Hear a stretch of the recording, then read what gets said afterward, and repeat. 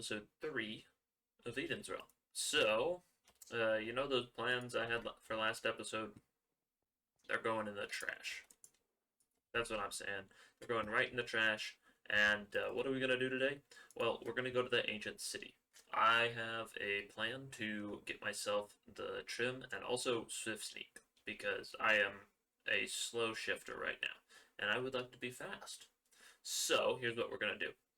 We are going to go to the ancient city. We're going to build a fancy magical contraption that I will build on the fly. That is going to be to prevent wardens spawning, hopefully. It might help. That's the goal. And then we'll go and we'll raid as many ancient cities as we need to get the armor trim and to get the swift sneak. Most likely the swift sneak will be easy, but the super rare 1 or 2% chance armor trim, I really want to get. I want to get it first try. Just want to go in, get it done, so that hopefully we can just complete our armor trim set relatively quickly. But I do have some other plans for later in the episode, but that's taking precedence. So let's go. And here we are. So I remember whenever I was scouting this world, up in Positive X, there was basically a ton of ancient cities around here, and there's a big mountain here. So my assumption is that down below we're going to find at least an ancient city, or probably, I suppose, some deep dark. But I'm just going to dig straight down and see what we find. Speaking of finding something, I found some deep dark. Okay, so I'm really close. I need to make sure that I have my wool out, because I need to get it before we hit the 5th time, or else it's going to be bad. Alright, nothing should be able to trigger it now. And oh my goodness, this place is massive. Alright, okay. I'm going to get started on this. Wish me luck. I don't want to die. Okay, so it seems to be working, but I'm uncertain. So what I'm going to do is I'm going to go to the other side in the nether, and hopefully if it stays chunk loading, we should continue to see wardens coming through. But I got to be careful here because I don't want to die whenever I come out.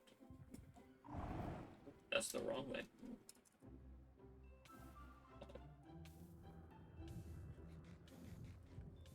Goodness. I'm going to make sure they don't kill me.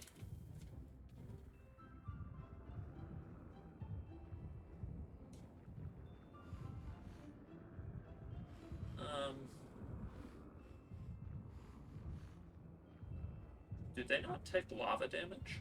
Okay, so the issue is while the wardens are in the lava, they don't die, but they also don't despawn because they can't run away. So, I have a plan. It's not a good one, but it is a plan.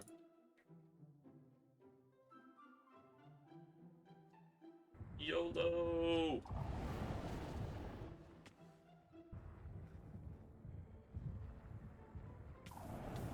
Oh, I got one. Nice. I got it.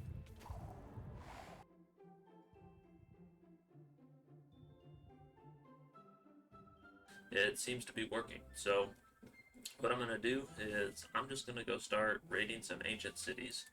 I got some time. I'll try and clip it if I get anything good, but I'll see you whenever we get back. I found the Silence Armor Trim, but I also found this guy. Now I'm going to die. Oh, brother. I really want that Silence Armor Trim. I don't know why it didn't work. Okay, it's in that one over there. Oh, that's so annoying. Put all that effort in. But, yeah. Oh, no. Well, nothing that really went to plan, but I did find both of the armor trims. I am still absolutely flabbergasted. I found this in the second chest. That's just crazy. I need to get, I think, a couple more music fragments. But other than that, yeah, I got a couple of Swift Sneak 3s, and yeah, overall, super happy with what I got. I don't really need a whole lot else. Alright, so I don't have the levels to put Swift Sneak on my leggings right now, but what I do have is I can duplicate these so that we can put them into our sorting system. So duplicate them there and there.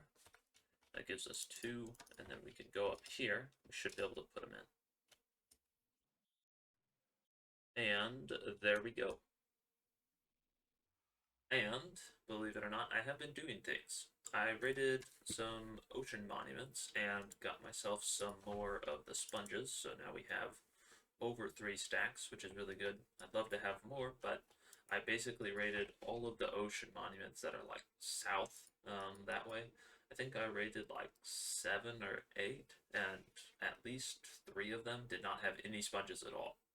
So, yeah. And I don't think I had one with more than 2 sponge rooms. It is very sad. But I used that to do some clearing out of the water over here. We need to get ourselves a drowned farm set up at some point, which means that this needs to be removed, and then eventually all of the water that is down in these lower caves here needs to get removed, because this is all water filled, so that we can have an AFK spot and a farm that's relatively low to the ground. But that's going to come in time. This is just stuff that I'm going to be working on behind the scenes. What we need to do is, well, you can see I'm getting some hay over there. That's a side note. I need the hay to breed up some sheep, and then I need the seeds to mess with some villagers. More stuff later on. It's all in the plan. Trust me. But what we're doing now is we're doing a bone meal farm. So that bone meal farm I showed you guys last episode, I can't build the building for it like I have here. It's I got a really good idea for it, but sadly all of my ideas so far have lots of the new blocks in it, lots of tough and copper plates and all of that stuff, and we don't have it yet. So I'm just kind of waiting right now, I suppose, and we'll go with that eventually. But for now, we need a bone meal farm. So I think what I'm going to do is I'm going to set it up like, I think either right here or somewhere right over in here, because I have a plan for one of the streets to go this way. Don't have a super fantastic layout planned, but I do want it to be kind of in line with that here. So that's the plan. Let's go do it.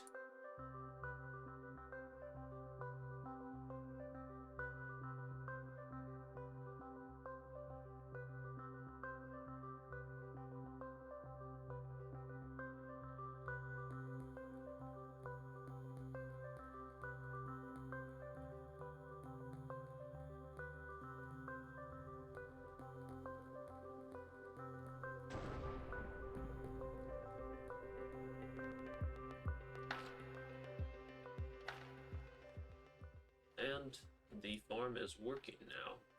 Took me a little bit, but I'm glad I've got it up and running. It is slowly filling up with the bone meal. I think we're mostly full here.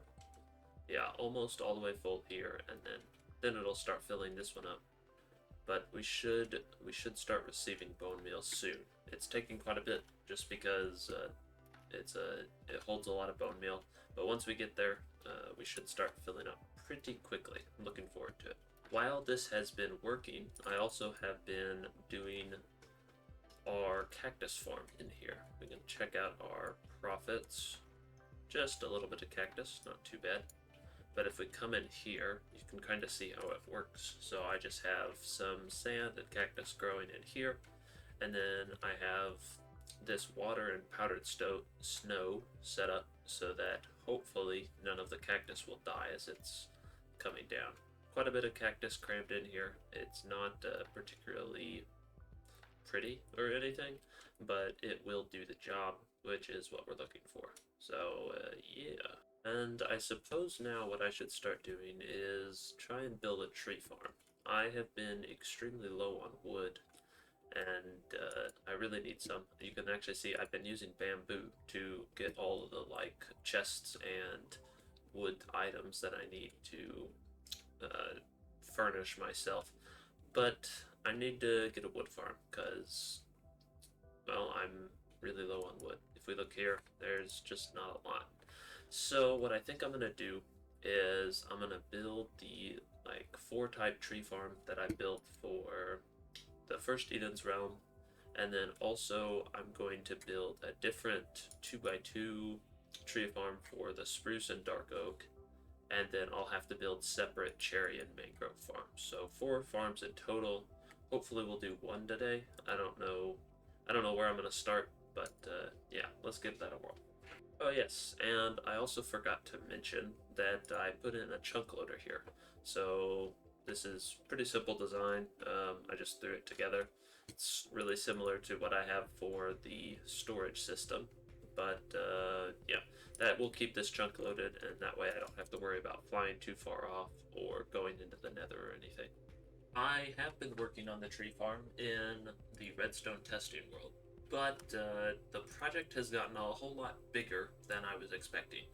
It's going well, but that does mean that to do it in this episode would take a whole lot of work, and also I don't think I'm going to be ready to actually build that project anytime soon. I think it's going to be really good, and I'm super excited for what that brings, but it is not a project for today. So, what are we going to do? I want to fix our sand problem. You know, in the last Eden's Realm, I refused to do any sort of sand duping, but in this one, I'm changing that rule. I am going to be sand duping, which means that we're going to be using a gravity block duper that is over near the end, or the end portal. I will not be duping any gravel, and I haven't decided if I'm going to allow myself to dupe concrete powder or not yet. I'm still kind of up in the air about that.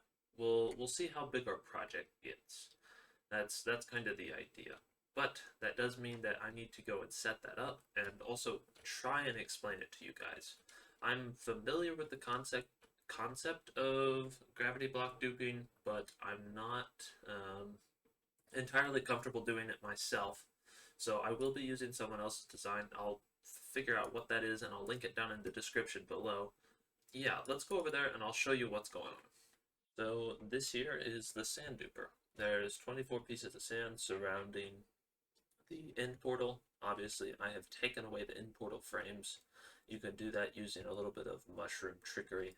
I don't remember if I showed that, but basically you just grow a red mushroom and it will replace the blocks. It's a bug in the game, but I've done that on Eden's Realm.